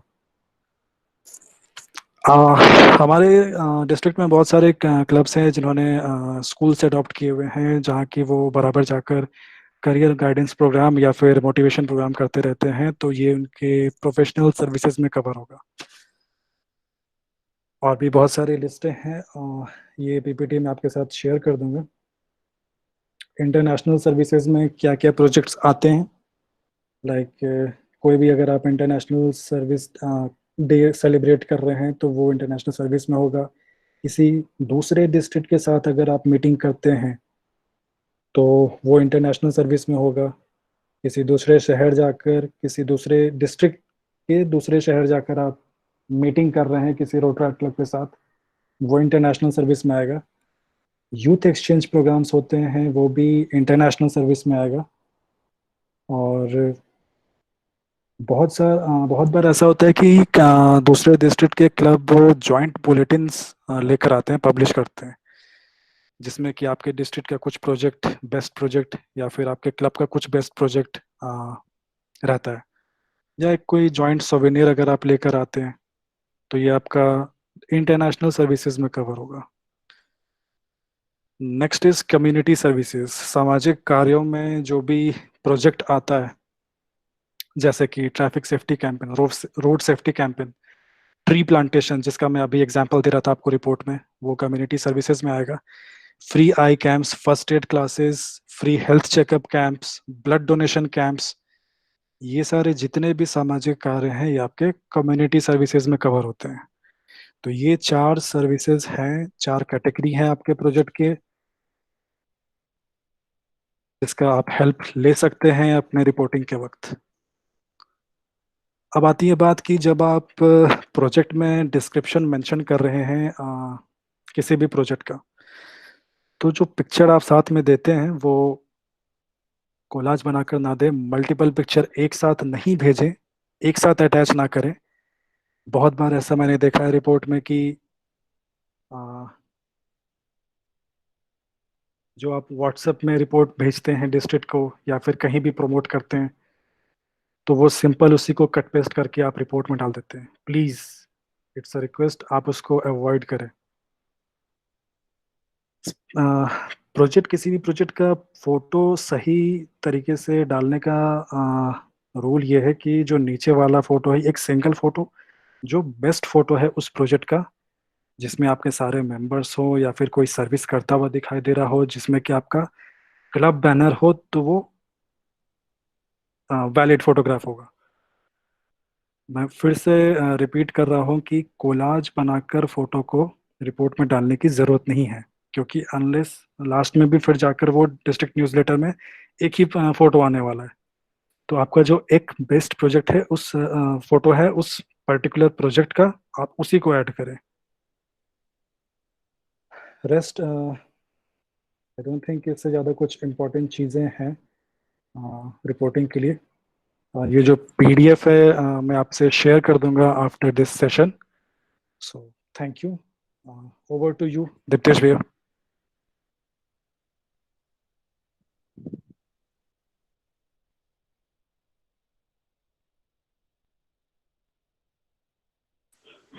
Thank you Shivam. नाउ आगे बढ़ते हुए हम इनवाइट करेंगे हमारे डिस्ट्रिक्ट की past best secretary awarded doctor Sanjana Kumari को। संजना, आपने अपने सेशन में डिस्ट्रिक्ट में काफी अच्छा काम किया है। हम चाहेंगे कि आप डॉक्टर्स की मदद करें और शेयर करें कि सेक्रेटरी एज ए सेक्रेटरी क्षमा एज ए सेक्रेटरी आप लोगों को किस तरह से रिपोर्टिंग करनी चाहिए या क्या एक्चुअली सेक्रेटरी को करना चाहिए? Over to you Sanjana. Thank you so much, Bhaiya. I hope my voice is clear. It's a little bit breaking. Hello. Now it's clear? हाँ. Okay. So good evening, everyone. And first of all, I'm here to share my experience as a Rotaractor and to tell you that how a secretary can do efficient club reporting. So I was I spent my 3 years serving in Rotary Club of St. Xavier's College, Ranchi. I was a member in the first year, joint secretary in the second year, and secretary on my third year. So the first thing which a secretary should always keep in mind that you have always to send the report on time. So suppose now this year you have been told to submit between 25th to 2nd of next month. So what I used to do is I always sent my report on 30th or 31st of month, so that agar if any event is done after 25th, 26th, 27th, तो वो उसी month के report में cover हो जाए. And अगर if not possible तो आप first तक तो भेज ही दें, second का wait ना करें. Now in realities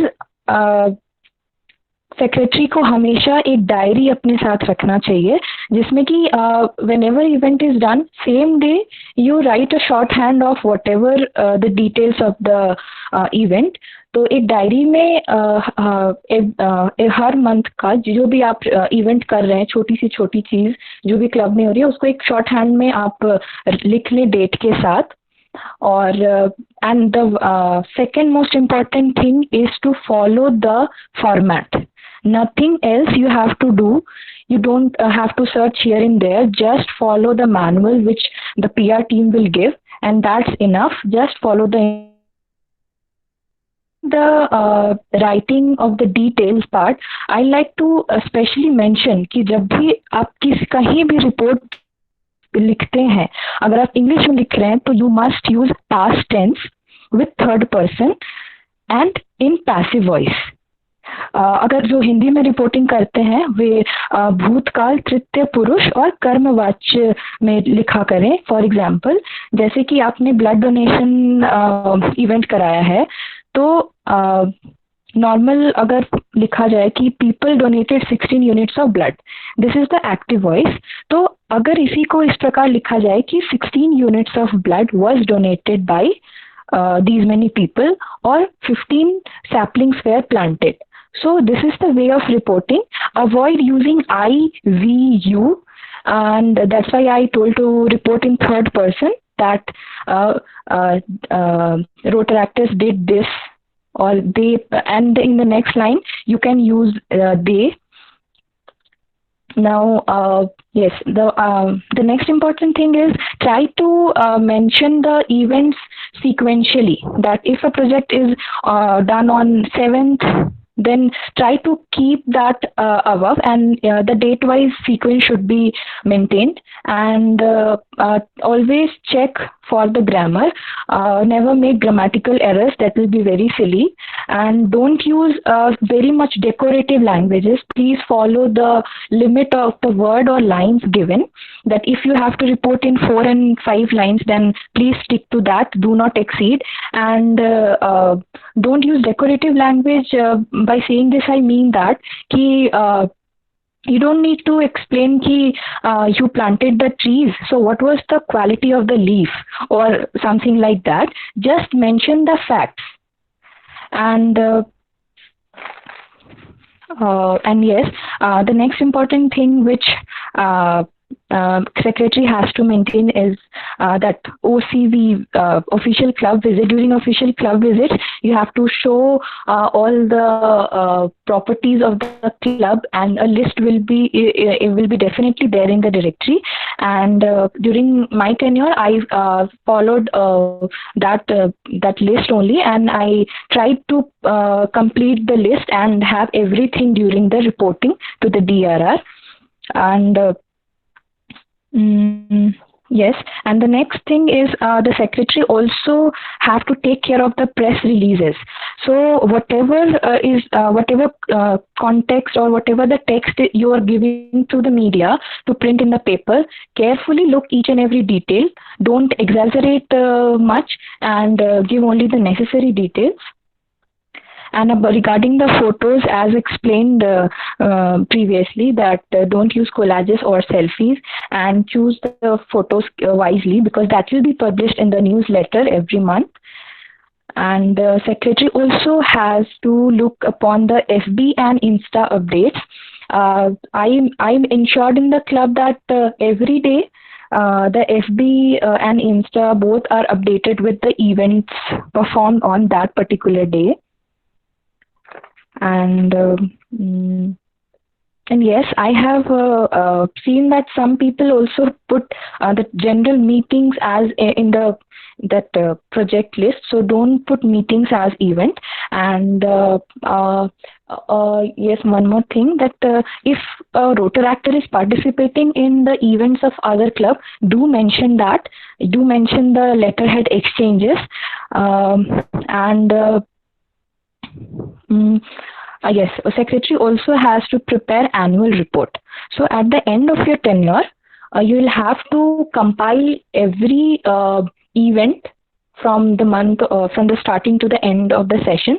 So in that reporting, write a very 1 or 2 line sentence about each event, and you can skip the very minute events like one letterhead exchange or some Rotaractor participating in drawing competition. So you can skip that, and you can compile the annual reports, and you can also add the photograph.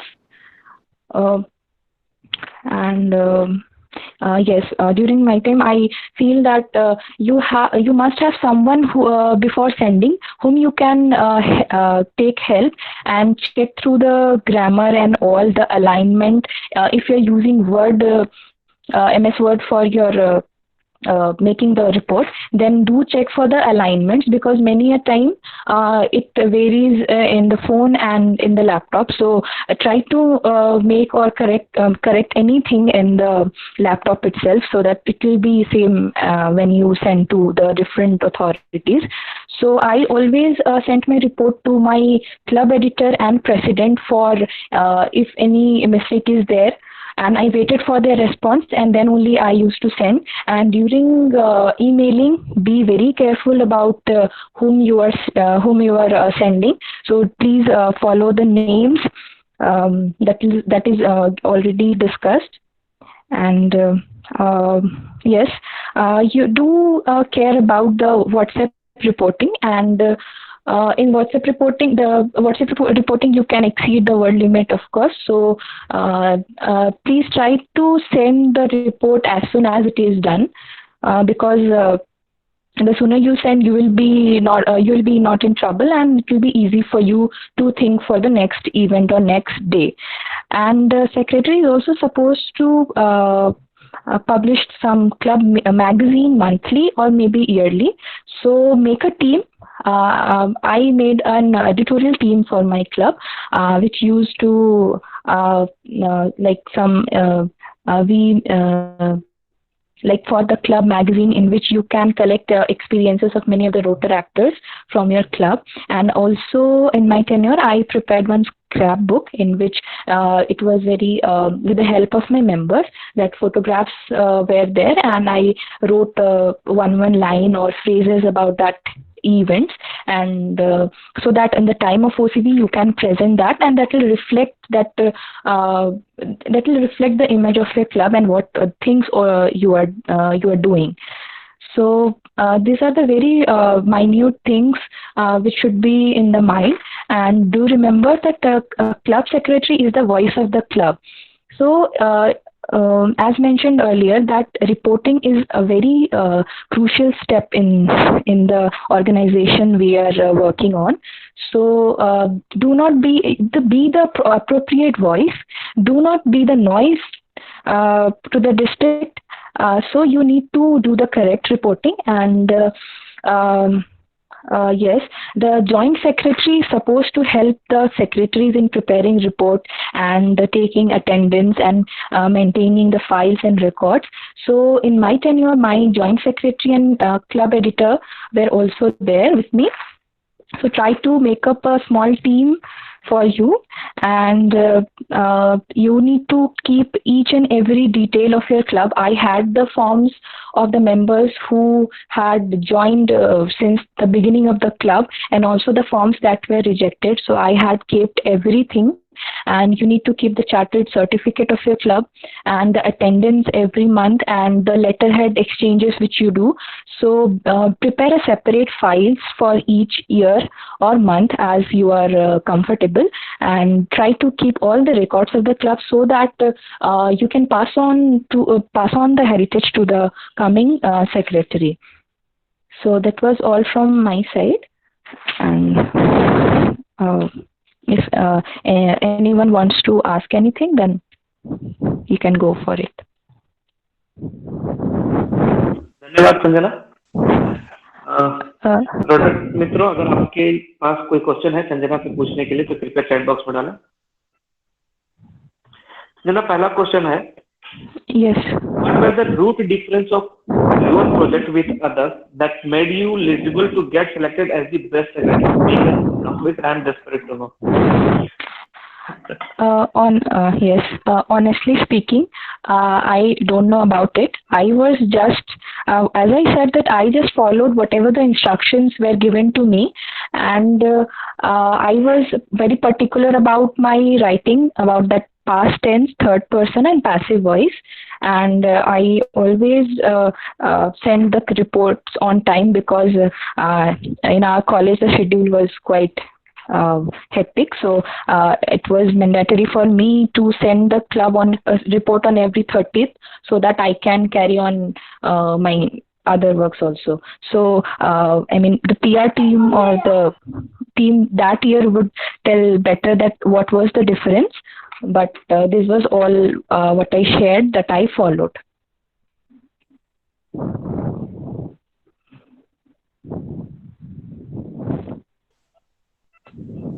Any more questions? Protractors?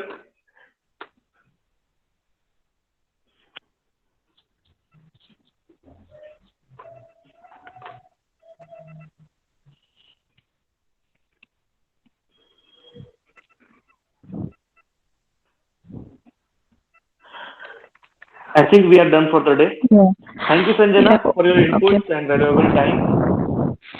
Thank you so much, Bhaiya, for the invitation. And if anyone wants to ask something other time, then surely you all can contact. Thank you. Now, over to Prakash.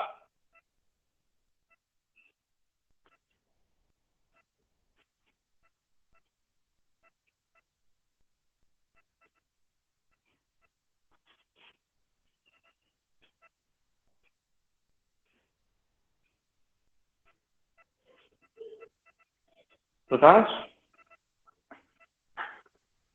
Yes, Bhaiya, am I audible? Yeah.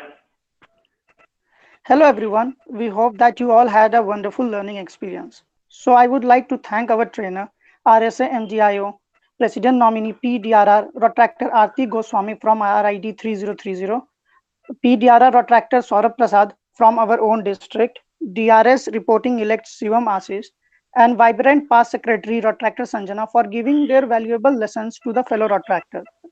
We also thank DRCC PDRR Sushil Poddar sir for being with us today as an observer. The knowledge and experience shared by you all will definitely help our retractors in achieving more. We are really grateful for your time and presence. I would like to thank our district leaders and fellow retractors for their dedication and interest towards organization and its training. Thank you, everyone.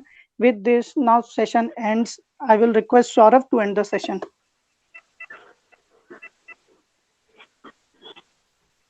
Thank you Prakash. Grammar, Hindi literature, ये वाला।